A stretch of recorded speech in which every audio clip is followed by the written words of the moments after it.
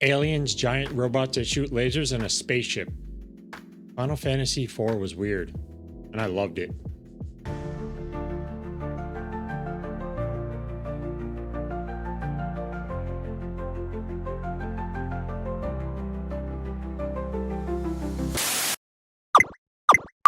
Quick recap. Final Fantasy I had okay mechanics and an okay story. Final Fantasy II had worse mechanics but a much better story. Final Fantasy III had a really good job system and nothing else. And that's the first change with Final Fantasy IV. It gets rid of the job system completely because it kinda has to.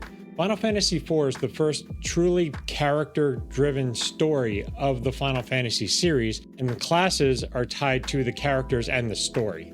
So let's talk about that story. You are Cecil, a Dark Knight of Baron. The king orders you to kill a bunch of helpless civilians, you say why, and the king tries to murder you. So Cecil and his buddy Kain travel the world to try to figure out what the deal with all of that was. And their first stop is to rescue Rosa, Cecil's love interest. Which brings us to Final Fantasy the soap opera featuring a love triangle.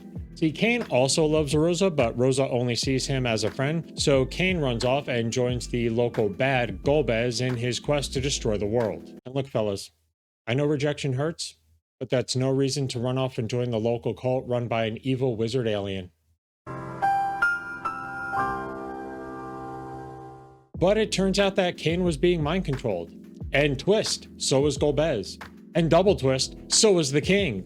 By an alien named Zemus. Yeah, Final Fantasy IV had aliens, and I kind of love that about the earlier games. A lot of the later games, they deal with spirits and magic and evil empires and corporations, but Final Fantasy I had time travel. 2 had actual factual hell. Yeah, when you go there, they call it Pandemonium, but when the Emperor dies and comes back, he calls himself the Emperor of Hell, so it's hell. And now we have aliens. Oh, and also Cecil is part alien, and so's Golbez. And also their brothers. But it wasn't just Cecil's story that carried the weight this time. Each character had their own drama and story. Besides Cecil, Rosa, and Kain, we have Rydia.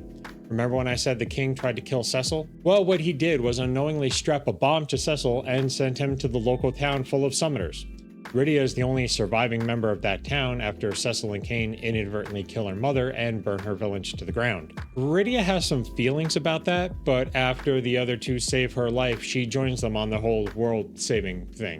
Edward is a bard and the heir to the throne of Damcian, which I kept reading as Damascus. Because he's a bard, he can play music to heal your party or inflict status effects on the enemy. He's also a coward. You can just tell him to hide.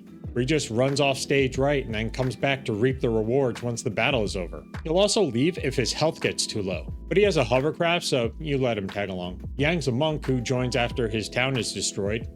I'm seeing a theme here. Palom and Parom are twin white and black mages. When Cecil makes his pilgrimage to go from Dark Knight to Paladin, they're his chaperones, and they spy on him. But once Cecil gets his new change of clothes, they decide to come along. I'm not really sure why, actually. Another character who comes along just because they have nothing better to do is Edge, the ninja/prince, because nothing is ever boring in a Final Fantasy universe. Cid's in this game, and like many other games, his only job is to give you an airship and fix up the airship. And then there's Tella. I love Tella because he's an insane old man. So Tella's daughter is in love with Edward. So Tella heads to go fight the prince when he joins up with Cecil's group. When they get there, it turns out Anna was killed in Golbez's attack. Tella blames Edward and runs at him with a stick. He travels with Cecil's group to get revenge on Golbez, and when he finally comes face to face with the man, he uses every last bit of magic he has left trying to kill him. He casts Meteor so hard on Golbez, he dies. The man is insane, and it's great. And this bigger group of characters needed a better battle system. Final Fantasy IV was the first game in the series to have an active battle system.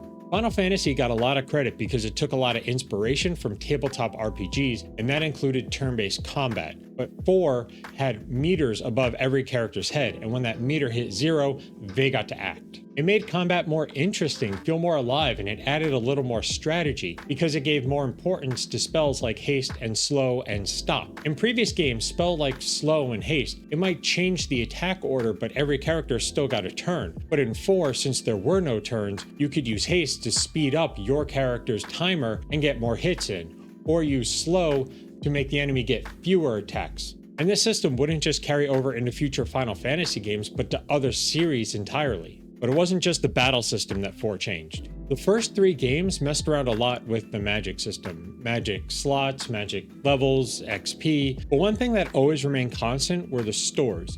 You always had to buy magic until 4.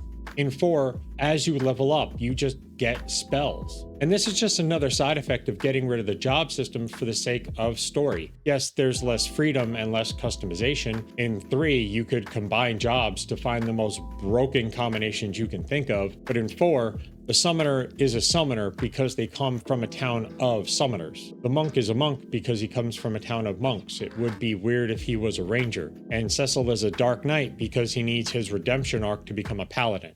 The game is trying to tell a story, but the mechanics weren't the only thing that got an upgrade in 4. It also looked and sounded better than any game in the series. The Final Fantasy IV was the first game to be on Super Nintendo, and that meant more power to render more colors, more details. Spells could be bigger and flashier, environments could be bigger, backgrounds could be more detailed, and characters could be more detailed. Animations were used to depict emotion. Characters could kneel or fall over. They started using more cutscenes to tell stories instead of just text dumps. The series was really starting to feel epic.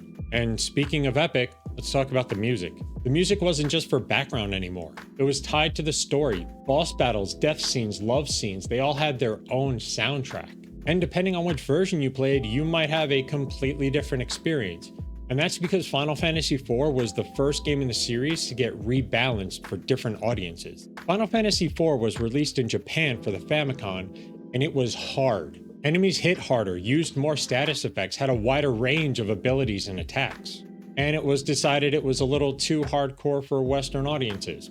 So when it came to the US, renamed Final Fantasy II, we got the watered down version. Enemy stats were lowered, their attacks were either cut or weakened. Even prices in the store were reduced, which apparently got a lot of attention in Japan because there was a big push to release the easier version over there. And when they did, they made it even easier than the US version. Stats were lowered even further, enemies' attacks were weakened even more.